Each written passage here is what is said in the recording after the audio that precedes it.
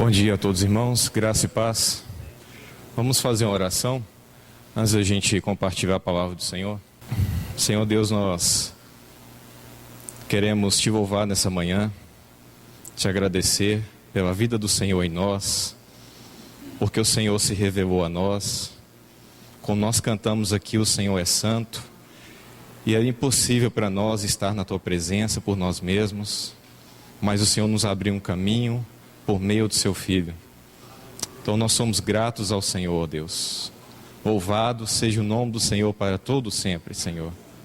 Que o Senhor possa ter todo o lucro nessa manhã em nosso meio. Que o Senhor possa ter toda a liberdade no nosso meio. Que possamos desfrutar da tua pessoa magnífica, Senhor. Ó Pai, venha nos ajudar.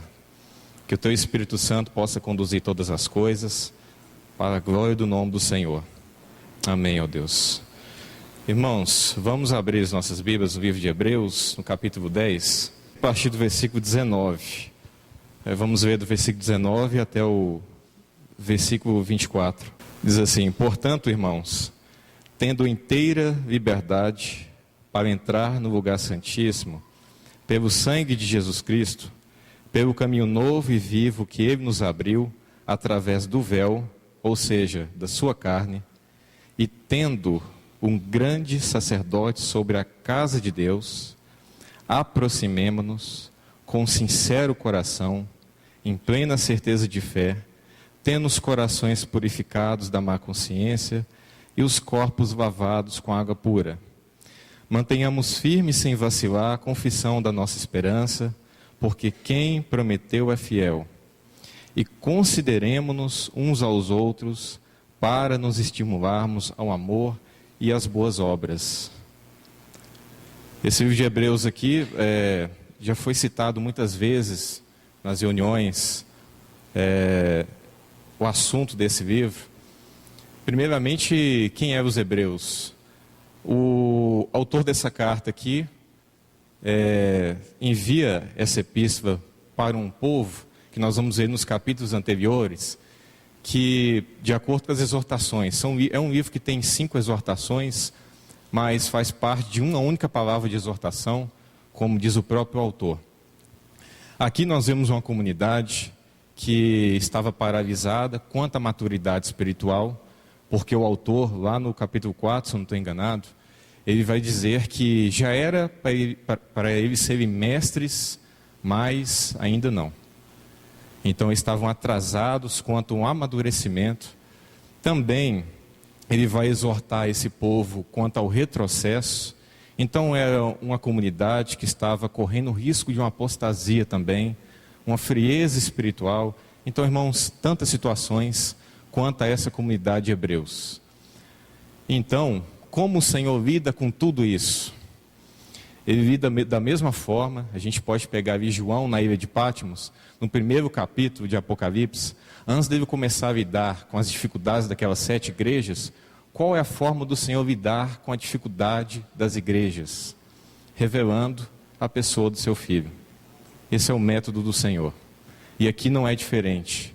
Deus, para poder lidar então com a dificuldade do povo, Ele então revela o seu Filho como aquele que é o mediador de uma nova aliança, aquele que é o sumo sacerdote que entrou naquele santuário celestial. Para lidar com essas situações, ele vai falar do novo e vivo caminho que ele nos abriu. É assim que o Senhor lida. Como diz o irmão Watchman, o Senhor, ele sempre vai responder a todas as nossas demandas, se revelando mais a nós. Esse é o método do Senhor. Então, que o Senhor possa prosseguir se revelando a nós e movendo o nosso coração. Então, esses trechos que nós começamos a ler aqui, faz parte da 4ª exortação, é um pedaço dela. Ele diz aqui, portanto, essa palavra aqui é muito significativa, que é como se fosse uma conclusão. Mas conclusão de quê? Conclusão de tudo aquilo que ele começou a expor a respeito do sacerdócio e da obra de Cristo. Ele começa a dizer então, nos versículos anteriores, no versículo 12, havendo Cristo oferecido um único sacrifício pelos pecados. Por que um único sacrifício? Porque a obra de Cristo é uma obra que tem um valor eterno. Por que tem um valor eterno? porque ele não é sacerdote segundo aquela ordem terrena de Arão, mas ele é sacerdote segundo a ordem de Melquisedeque. Tudo que o Senhor Jesus Cristo fez por nós tem um valor eterno. Por isso que João, lá na ilha de Patmos, quando ele tem a visão do cordeiro, ele coloca uma palavra assim: eu vendo um cordeiro como havido sido morto. E ele já se passou muitos anos, ele teve aquela visão, mas é como se aquele cordeiro falasse de forma fresca na eternidade. É como se aquele cordeiro tivesse acabado de ser imolado para Deus. Pode-se passar os anos nas nossas vidas, mas esse sacrifício do Senhor nunca perderá o valor, ele nunca perderá a sua eficácia diante do Senhor. Então esse é o primeiro passo, então, que explica o porquê ele coloca essa palavra portanto. Mas portanto também, lá nos versículos anteriores, ele vai fazer uma comparação entre o sacerdócio de Cristo e o sacerdócio de Arão. E é muito didático a forma que o Espírito Santo inspirou esse livro. Por quê? Porque ele começa com exortações, mas sempre quando ele vem com exortação, ele também vem com alguns ensinamentos, algumas repreensões. Aqui é um livro que fala dos grandes privilégios que nós temos na nossa vida cristã, mas também é um livro que fala das grandes responsabilidades. Porque o Senhor Jesus Cristo mesmo falou que aquele que é muito dado, muito será cobrado. E vai além do que isso, ele ainda diz o seguinte, que aquele servo que não conheceu a vontade do Senhor, ele sofrerá menos açoites do que aquele servo que conheceu a vontade do Senhor e esse a não fez. Por quê? Responsabilidade. Graças ao Senhor. Nós sabemos que tudo na vida cristã é pela graça. Tudo que nós recebemos é pela graça. Mas essa graça tem de nos fazer responsáveis. Porque Deus almeja de nós maturidade espiritual. Mas a maturidade espiritual não é um fim em si mesma.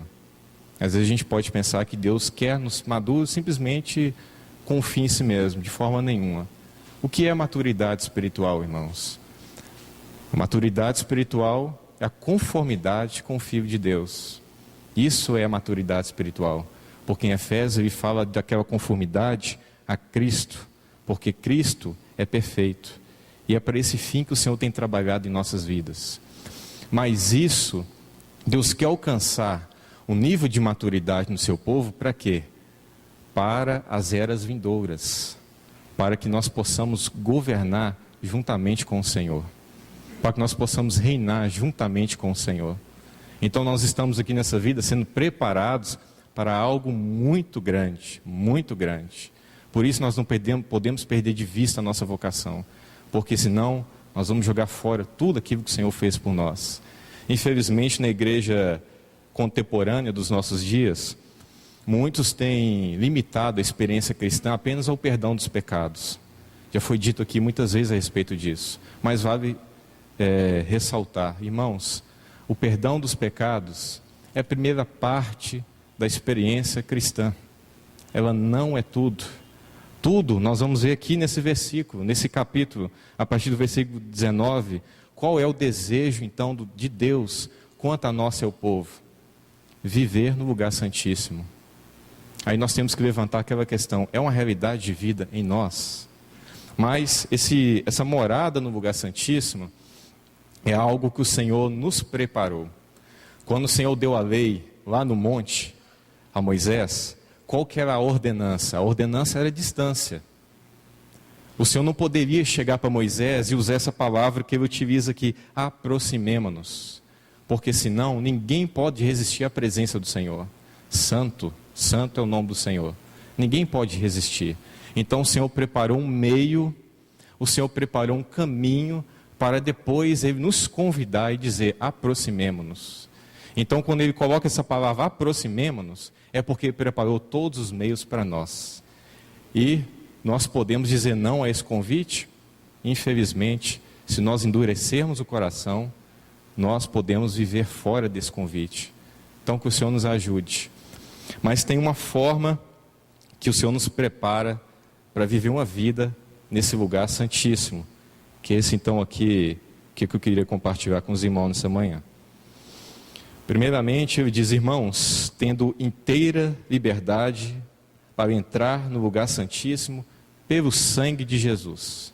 Não poderia ser diferente, porque a nossa entrada no lugar santíssimo não pode ser sem o sangue de Jesus. Isso é o básico da vida cristã. Porém, esse básico, muitas vezes nós perdemos ele de vista.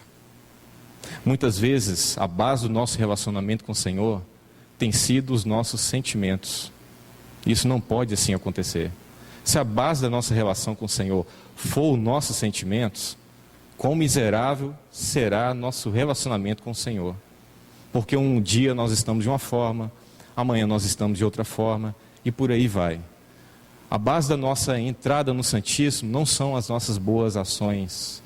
Muitas das vezes, se nós tivemos aquele dia muito ruim, às vezes nossa consciência fica tão danificada, que nós nos privamos de entrar no lugar santíssimo. Parece que o inimigo ele toma ocasião, então, para colocar na nossa consciência que o véu foi fechado novamente. Mas isso é um engano diabólico, porque o véu ele nunca mais vai ser fechado para nós. Porque aquele véu foi rasgado de alto a baixo, e foi um rasgo tão violento, que aquele material daquele véu é um material muito resistente. Um homem não pode rasgar aquilo. Aquilo é uma prova de que foi o Senhor que rasgou aquele véu. Não foi nenhum homem, não foi o sacerdote que estava lá, tranquilo, e chegou e decidiu rasgar aquele véu. E ele também não faria isso, porque ele não é louco, que sabia que isso seria morte para ele. Mas não, foi o Senhor que rasgou o véu, de alto a baixo. E esse rasgão não tem como mais fazer emenda. Deus não vai fazer emenda mais nesse véu, porque foi rasgado eternamente. Graças ao Senhor por isso. Mas se tivesse apenas um véu rasgado, não seria suficiente. Por isso ele diz, pelo sangue de Jesus. Então o Senhor rasgou o véu, e o Senhor também salpicou o caminho com o sangue de Jesus, para que nós possamos entrar nesse caminho que até os anjos temem chegar perto, com inteireza de fé, que é aquilo que ele vai dizer mais à frente. Ele diz, versículo 20, pelo caminho novo e vivo que ele nos abriu através do véu, ou seja, da sua carne. E aí no versículo 21 ele diz, e tendo um grande sacerdote sobre a casa de Deus. Por que ele não falou apenas, e tendo um sacerdote sobre a casa de Deus? Por que ele tem que colocar um grande sacerdote sobre a casa de Deus? Porque ele quer colocar então, que há uma grande, imensa, infinita diferença entre o sacerdote terreno e o sacerdote celestial do Senhor Jesus Cristo. Mas que diferença é essa? Essas diferenças são várias. Primeiramente, em questão de fraqueza. Você sabe que lá nos capítulos anteriores, quando ele vai falar a respeito de Arão, disse que aqueles sacerdotes, todos os sacerdotes, eles entravam uma vez por ano. Primeiro, a sua entrada é limitada, uma vez por ano apenas. Uma vez por ano. E ele tem que fazer sacrifício por si mesmo, porque ele é pecador, e depois ele oferece sacrifício pelo povo. Então é um sacerdócio limitado, uma vez por ano. Mas o nosso Senhor Jesus Cristo, ele não entra uma vez por ano, ele entrou eternamente, e ele se assentou porque o lugar é de seu direito, e ele está lá agora, conduzindo nós nessa caminhada cristã. Ele não vai sair dessa posição, porque ele é sacerdote eternamente, segundo a ordem de Melquisedeque. É um fundamento firme que nós temos na nossa fé, irmãos. E isso faz parte daquilo que o Senhor quer alcançar em nós quanto à maturidade espiritual. Mais à frente a gente fala. O outro aspecto daquele sacerdócio, o que é? Um sacerdote, ele tem o seu tempo de vida, claro, porque ele é um ser humano. Nós temos um tempo de vida. Então, quantos milhares de sacerdotes já viveram oferecendo sacrifício? Sai uma família, entra outra família, outro sacerdote. Então, o nosso Senhor não. Como ele vive eternamente, ele não tem início, nem meio, nem fim, o seu ofício diante do Pai. Graças ao Senhor, por essa obra, graças ao Senhor. Só que tem algo também muito especial quanto a esse grande sacerdote. Porque ele não é só sacerdote. Ele também, porque você sabe que Melquisedeque, ele também tem uma classificação que ele é rei. Então o Senhor é rei e o Senhor é sacerdote. E o que isso tem a ver conosco? Porque rei fala de autoridade, porque ele tem poder para salvar. a todos aqueles que se achegam diante dele. Ele é poderoso para salvar. É tão tremendo isso, porque lá no primeiro capítulo ele começa a falar a respeito da pessoa de Cristo. Ele começa a falar então que Cristo, ele é aquele que fez todas as coisas, sustenta todas as coisas pela palavra do seu poder. Grande é o nosso Senhor Jesus Cristo.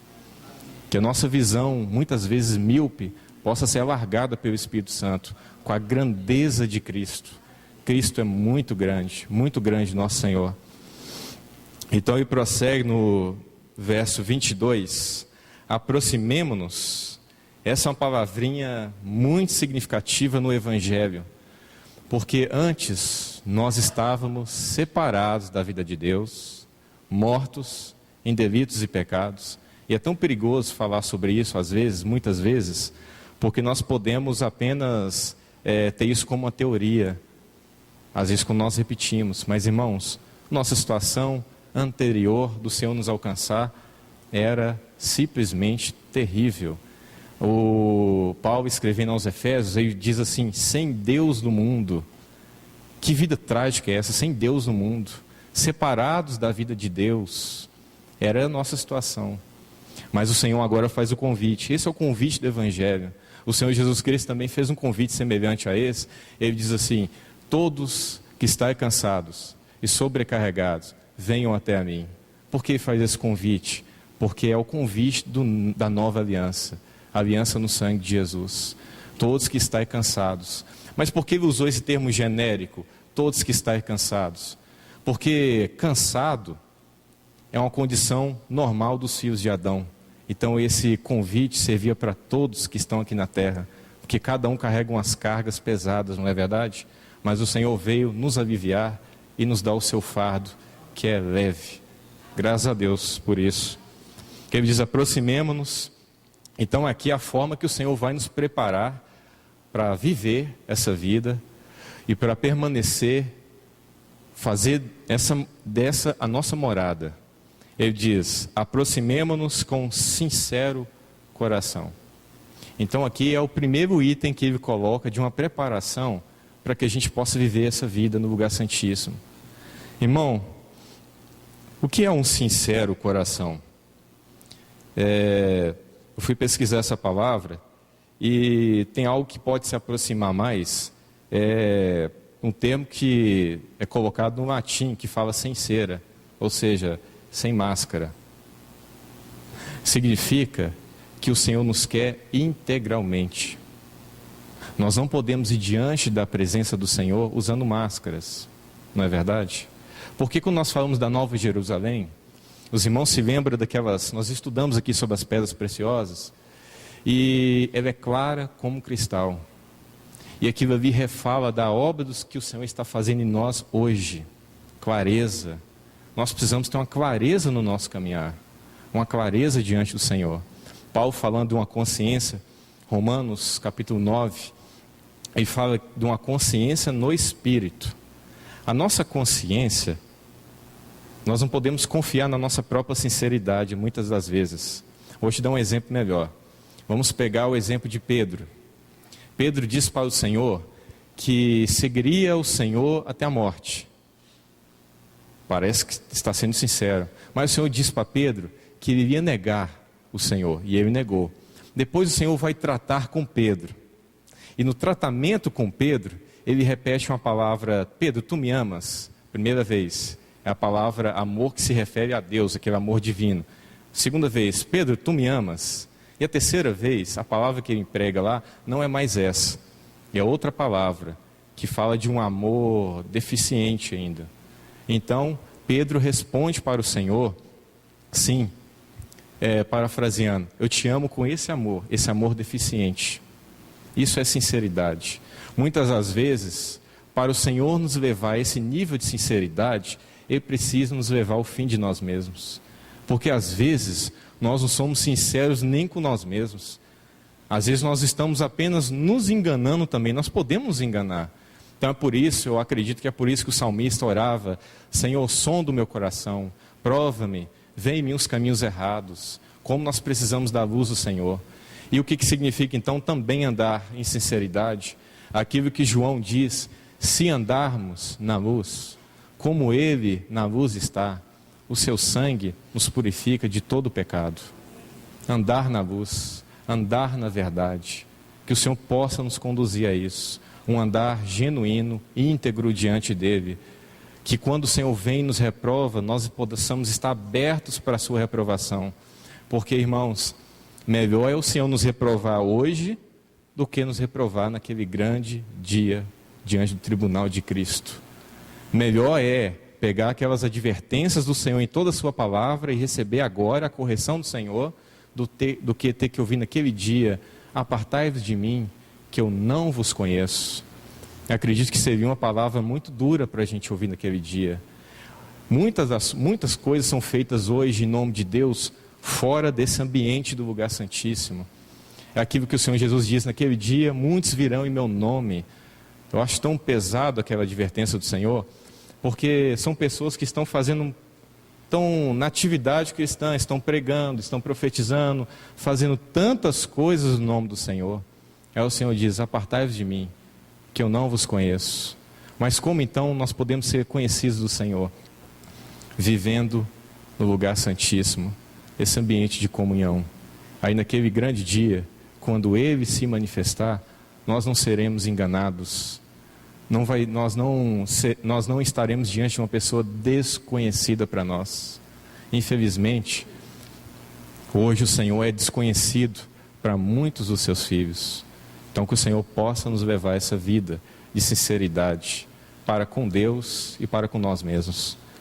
Aí ele continua dizendo: depois do sincero coração, plena certeza de fé. Ele também poderia colocar apenas tendo fé para poder entrar, mas ele coloca plena certeza. Os puritanos, que foi um movimento do passado, eles falavam que a certeza da fé é uma bênção que poucos cristãos têm. Interessante. Nós temos um amigo que ele se reúne em uma comunidade, que lá eles fizeram uma pesquisa em algumas cidades. E essa pesquisa foi com pessoas evangélicas mesmo. E eles chegaram, no final dessa pesquisa, boa parte das pessoas que se diziam cristãs não tinham certeza da sua salvação. Que trágico. Um cristão que não tem certeza. Um cristão que não tem certeza não pode viver no lugar santíssimo. Irmão, cristão que não tem certeza quanto ao amor do Senhor, não pode nem evoluir quanto à maturidade, porque a certeza é o grande fundamento, é o primeiro fundamento para o Senhor trabalhar em nós. Onde tem dúvida, o Senhor não pode prosseguir trabalhando. Então, irmão, um pastor, ele já foi para o Senhor. Muitos conhecem o David Wilkerson. Ele fala a respeito da mãe dele, que é um evangelista, e já pregou para milhares de pessoas, mas ela mesmo tinha dentro da consciência dela: eu prego sobre o amor dele, mas eu mesmo tenho lá no fundo do meu coração que tem alguma coisa para acertar entre mim e ele. Quantas pessoas vivem ainda dessa forma, parecendo que ainda tem coisas para acertar com Deus? Não, Deus não está satisfeito comigo ainda, eu preciso fazer mais alguma coisa, e isso leva uma vida doentia, e o Senhor não pode prosseguir em nós. Irmãos, se o livro de Romanos não faz parte da nossa experiência, o lugar santíssimo também não vai fazer. Se nós estamos estacionados quanto ao assunto básico da vida cristã, justificação pela fé, temos paz com Deus. Se nós não temos essa paz com Deus, nós não podemos habitar no lugar santíssimo. Se nós não temos essa justificação firme no nosso coração, nós não podemos experimentar todas as insondáveis riquezas de Cristo. Nós ficamos paralisados. Porque muitos pensam que a maturidade, então, é sempre ficar duvidando. Esse mundo está tão louco que a moda hoje é o quê? É duvidar. Porque o relativismo tem predominado sobre as nações. Tudo hoje é relativo. Gênero é relativo, tudo é relativo. Mas nós somos o único povo na terra que temos uma certeza. Certeza. Essa palavra é que nos conduz à alegria. Certeza. Irmãos, se nós temos uma certeza firme no Senhor, acredito que muitas das vezes, quando nós vemos ali em Romanos, quando Paulo fala, nada pode nos separar do amor de Deus. Aí vai colocando aquelas esferas que são universais, nem a morte, nem a altura, nem nada, né? Nem outra criatura.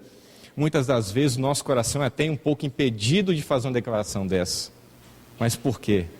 Porque nós deixamos a comunhão com Deus, a fé de lado. Aí vamos naufragando. Eu acredito que isso é um motivo de muita apostasia em todos os tempos. O naufrágio na fé, por causa disso. Então que o Senhor nos ajude, que esse fundamento do amor de Deus por nós, esse fundamento que é Cristo para nós, que se isso esteja muito firme no nosso coração. Não pode haver dúvidas. Quando há dúvidas, o Senhor ele cessa o seu trabalho em nós. Porque o Senhor, ele não pode prosseguir em um terreno de dúvidas. O Senhor só trabalha em coração que está vivendo pela fé. Então que nós não tenhamos dúvidas. E se temos dúvidas, irmãos, podemos ir diante dele, que ele é fiel, ele é tremendo, ele pode se revelar a nós, ele pode comunicar a verdade ao nosso coração. O Espírito pode testificar com o nosso espírito que nós somos filhos de Deus. Se nos falta muitas vezes isso, pedimos então ao Espírito Santo, testifica agora no meu espírito que eu sou filho. E filho, irmãos, o Senhor nos adotou para depois nos jogar, de forma nenhuma. O Senhor, ele não muda, nele não há sombra e nem variação. Nós podemos mudar. Amanhã você pode tropeçar e ter algumas dificuldades, e você sabe que você pecou, mas se você for diante dele confessar, ele é fiel para poder nos purificar de todo o pecado e deixar o caminho sempre aberto para nós, porque isso é inerente ao seu caráter, porque aquilo que o Senhor fez, ele não vai voltar atrás. Por isso que essa aliança que o Senhor fez conosco é uma aliança diferente das demais, porque o que o Senhor entra dentro dessa aliança? Ele entra com tudo aquilo que ele é, com tudo aquilo que ele tem. Ele ele esgotou todos os seus recursos nessa aliança, porque ele nos deu aquilo que tinha de mais valioso, o seu Filho. E o que nós entramos nessa aliança? Apenas, como foi dito aqui um tempo atrás, as nossas misérias. Nós cremos naquele que justifica o ímpio. Graças ao Senhor.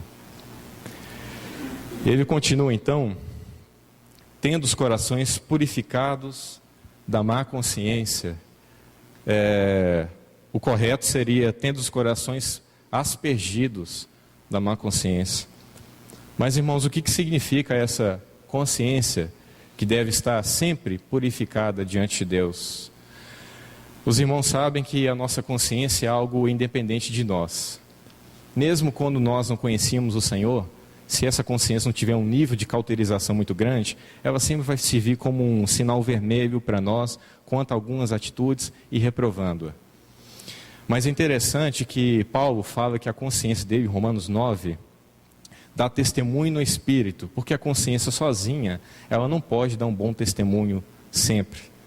Então nós precisamos da ajuda do Espírito Santo. O Senhor, quando Ele nos lavou, quando Ele nos justificou, a obra dele começou então na nossa consciência. O quê? Colocando para nós que todos os nossos pecados foram perdoados. Então, cabe a nós, na nossa responsabilidade, manter essa consciência sempre limpa diante de Deus. Nós que temos recebido a palavra de Deus, nós que temos recebido o Espírito Santo, a iluminação do Espírito Santo, quando o Senhor fala a nós, como diz o autor do livro de Hebreus, não podemos endurecer o nosso coração. Nós devemos aceitar as reprovações do Senhor e sempre andar na luz com o Senhor, para que o caminho nunca possa ser fechado para nós. Na verdade, eu digo dessa forma, mas não é que o caminho é fechado. Nós, pela nossa negligência, fechamos o caminho. Então, manter uma consciência sempre limpa diante do Senhor. E ele coloca algo também, fora isso, e os corpos lavados com água pura. Isso aqui fala do trabalho da palavra de Deus pelo Espírito Santo. Os irmãos se lembram quando o Senhor Jesus foi lavar os pés dos discípulos? Então, Pedro se escandalizou com aquela ação, porque o natural dos homens é que o maior seja servido pelo menor. Então, esse é o natural. Então, Pedro se escandalizou. E o Senhor trouxe então para ele o que é o reino. O reino é assim, o maior serve o menor. Então ele vai dizer para Pedro que se ele não fizesse aquilo, não teria parte com ele. Então Pedro, ele diz, então tudo bem, então não só os pés, mas como a cabeça, o corpo inteiro. O que o Senhor disse para ele? Que eles já estavam lavados pela palavra que ele tinha falado para eles. Então essa é a lavagem de água pela palavra que o Senhor hoje está trabalhando, edificando a sua igreja, conforme está escrito lá em Efésios.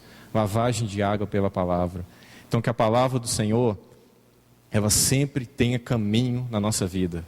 Porque no dia que ela não tiver caminho na nossa vida, nós vamos nos fechar para o caminho do Santíssimo. Então que o Senhor possa prosseguir falando a nós. Não podemos estar satisfeitos apenas com aquilo que o Senhor falou para nós nos anos anteriores. Nós precisamos sempre estar aos pés dele dizendo, Senhor, fala mais a nós. Porque a necessidade do povo de Deus é que o Senhor fale. A necessidade do povo de Deus é que Deus possa gerar luz no meio do seu povo, para que todas aquelas coisas erradas possam estar bem transparentes, para que o Senhor possa tratar com elas, e que nós sejamos então, no futuro, uma igreja sem mancha, sem mácula e sem ruga, porque esse é o propósito dessa igreja gloriosa que o Senhor está preparando nesses dias. Então os irmãos vê como tudo isso aqui é importante para viver uma vida no Santíssimo. Talvez muitos não experimentam a vida no Santíssimo por causa de alguns trechos aqui que estão deficientes na sua vida. Talvez seja essa plena certeza de fé que não está muito firme no seu coração. Às vezes ainda há aquele acusador no seu consciente. Então isso te impede de entrar no lugar santíssimo. Então o Senhor diz então que tudo isso deve ser esquecido e nós devemos viver na base com aquilo que Ele fala a nós. Nós devemos crer no Senhor.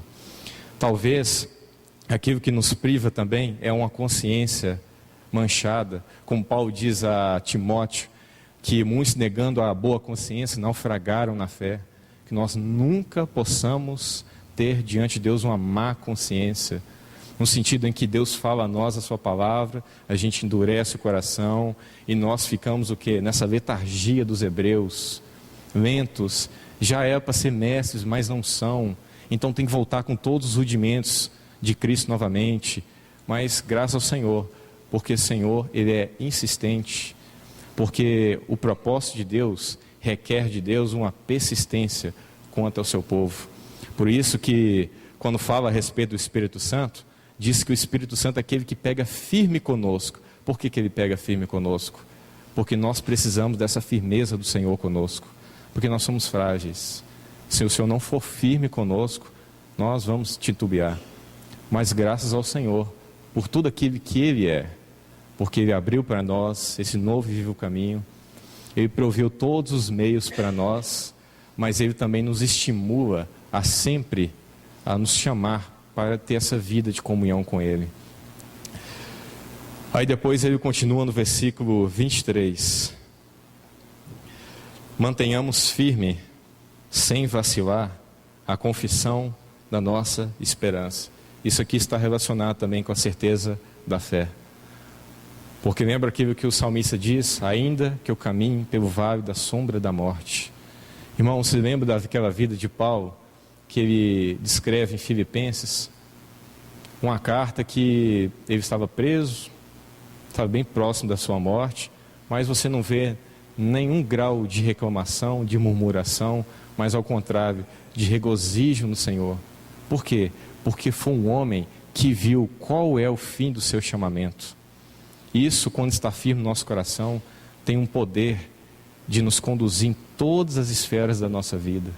Então, como nós precisamos que o Senhor aumente a nossa fé e que essa esperança seja firme no nosso coração, porque lá Paulo, orando aos Efésios, ele ora no sentido que Deus abre os olhos deles para que eles possam conhecer o chamamento, as riquezas de Deus neles, a herança que Deus tem neles, que os nossos olhos possam ser abertos cada dia mais, para que possamos conhecer o nosso chamamento de forma mais elevada. O nosso chamamento é muito elevado. Essa carta aos Hebreus, parece que o autor está com a mente totalmente nos lugares celestiais, totalmente. Mas é claro Ele está escrevendo para a gente que está habitando os lugares celestiais, porque o Senhor nos colocou nessa posição, e é tão maravilhoso. Por que nós estamos nessa posição? Porque Ele orou em João 17, Pai, onde eu estiver, que eles também estejam. E Ele está lá, nos lugares celestiais, e nós também estamos lá com Ele. O Senhor ouviu a oração do Senhor. E Ele também diz algo muito interessante, e que também eles vejam a minha glória. Ele não está falando para quem morreu, Ele está falando para aqueles que ainda estão no mundo. Aí o autor de Hebreus, ele vai colocar nos capítulos anteriores que o Senhor está parafraseando. Ele está aguardando que todos os seus inimigos sejam colocados por estrado dos seus pés, mas ele diz assim, mas vemos Jesus. É essa palavra que ele utiliza, porque se ver Jesus agora, glorificado, é pelos olhos da fé. Graças a Deus por essa fé que o Senhor nos deu, que nos habilita em todas as coisas. Amém? E aí ele continua, porque quem prometeu é fiel.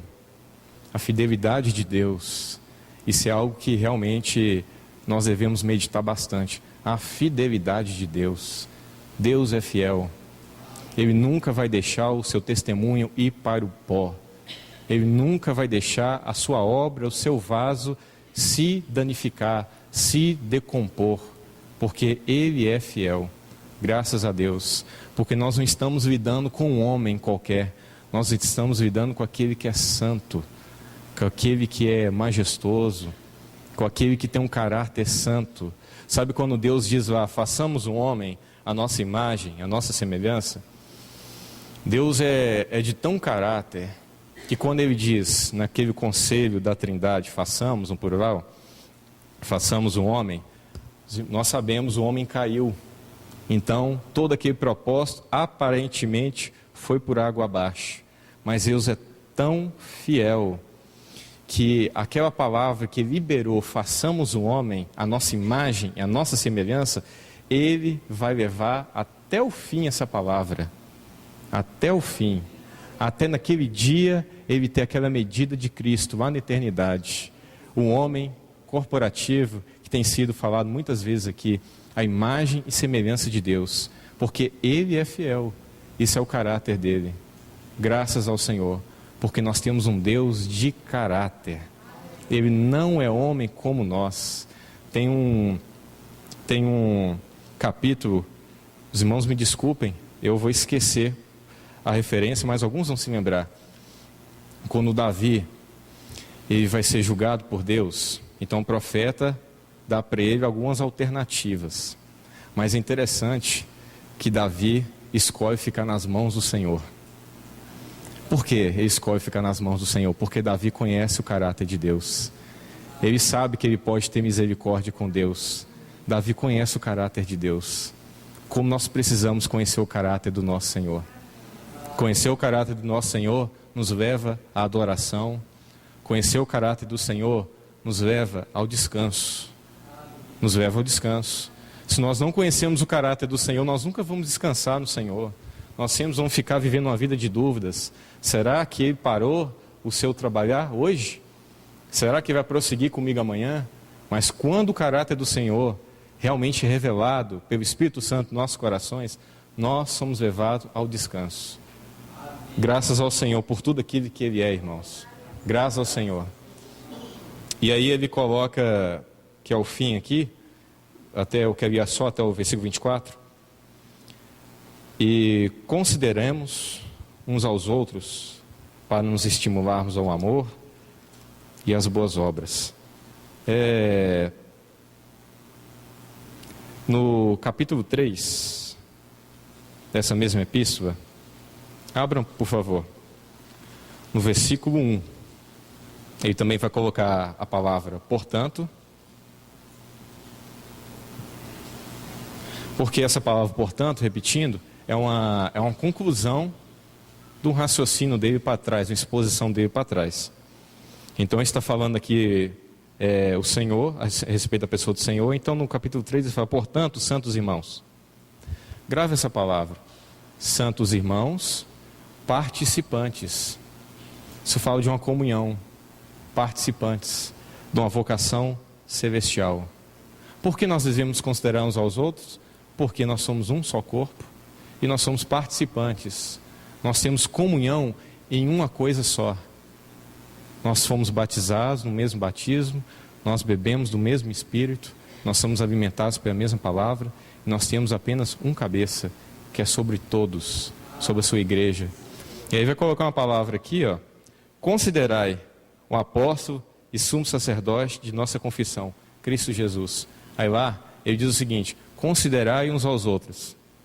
A palavra é a mesma.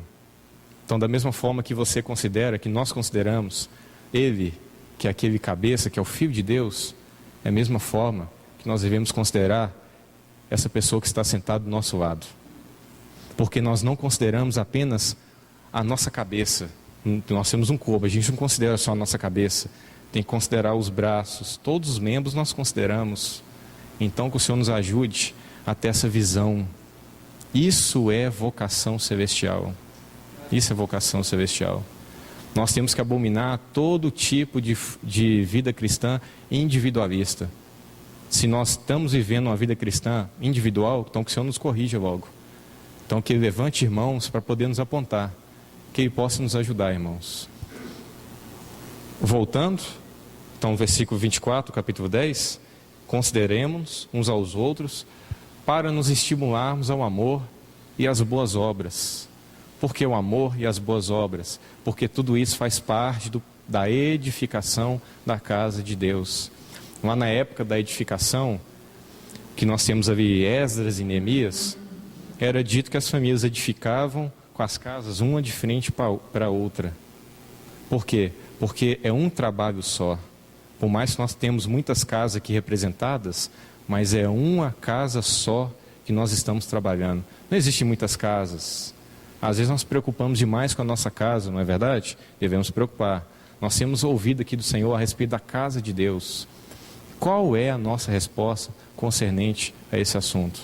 A casa do Senhor. Então, estimulamos uns aos outros as boas obras e o amor por causa da edificação, por causa da casa de Deus. Então, que o Senhor nos ajude, irmãos. Quantas verdades nós vemos aqui. Então, que Ele, pelo Seu Espírito Santo, que Ele possa nos conduzir nesses dias. Nós cremos que são os dias do fim, mas às vezes isso pode virar um jargão no meio da igreja, né? Tempo do fim, o tempo do fim. Aí vira um jargão e todo mundo esquece, né? Então que o Senhor possa abrir os olhos do nosso entendimento, porque vai alta a noite, não é assim? Então vamos nos vestir das armas da luz, irmãos. Que o Senhor tenha misericórdia de nós e que pela Tua graça, pela Sua graça, Ele possa continuar nos edificando como igreja, falando ao nosso coração, e que a nossa experiência seja uma vida no Santíssimo. Essa é a finalidade do Senhor, irmãos. Se nós temos vivido uma vida fora do Santíssimo, irmãos, nós não alcançamos o propósito pleno do Senhor para nós. O salmista diz o seguinte: na Tua presença há plenitude de alegria. Porque tanta falta de alegria às vezes no povo de Deus, uma vida vivida fora do Santíssimo lugar. Aí nós temos que procurar médico, né? Porque estamos vivendo fora do ambiente da comunhão com o Senhor. Isso é tão tremendo quando o salmista diz isso, não é verdade? Na Tua presença há plenitude de alegria. Então que o Senhor possa provocar os nossos corações, que possamos considerar todas essas coisas aos Seus pés, e que Ele nos habilite a viver essa vida nele, constantemente. Porque o lugar santíssimo não é um lugar que nós vivemos hoje, amanhã não vivemos. O propósito de Deus é que nós habitemos no lugar santíssimo, assim como Seu Filho entrou uma vez por todas. Deus quer que nós façamos nossa morada lá dentro. Não podemos sair, porque Deus nos quer lá dentro. Deus quer essa comunhão, Ele deseja. Então, se Ele deseja, então já temos aí 99% resolvido. 1% é a resposta do nosso coração. Graças ao Senhor.